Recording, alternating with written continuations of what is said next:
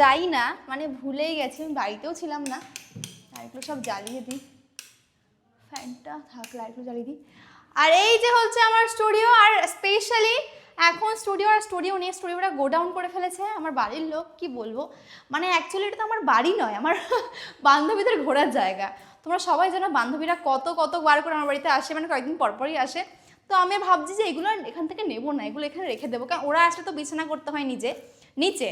তো সেই কারণে মা বাবা সবাই এখানেই কিন্তু কম্বল যেগুলো নিচে পাতি আমরা, সেগুলো কিন্তু সবই এখানে রেখে দিয়েছে, যাতে আর বারে বারে উপরে আসতে হয়, আবার রাখতে যেতে হয়। তো এই কারণে কিন্তু এগুলো কিন্তু এখনও এখানে রয়ে গেছে। কিন্তু আমি মাকে বলেছি স্ট্রিক্টলি, এবার এটা আমার ঘর থেকে হাঁটাও, আমি স্টুডিওতে কাউকে থাকতে দেবো না। আর দেবো গেস্ট রুম করেছি কেন, তাহলে স্টুডিওতে থাকতে দিই আমি। যাই হোক, তো আজকে দেখাবো আমি একটা দারুণ জিনিস কিনেছি। কবে থেকে ভাবছিলাম এটা কিনবো, তো ফাইনালি মেয়েদের কাছে একটা ড্রিমি জিনিস হয় না মেয়েদের কাছে, তো সেটা। তো এটা আনবক্সিং করব। তার আগে একটুখানি আমাকে সাজেস্ট করো তোমরা যে কীরকম টাইপের কার্টেন্স লাগাবো। আমি চাই যে একটু যেন দেখতে ভালো লাগে কার্টেন্সগুলো। তো তোমরা অবশ্যই জানিও কীরকম লাগাবো কার্টেন্সগুলো। তো হ্যাঁ, বাকি চলো এটা আনবক্সিং করি।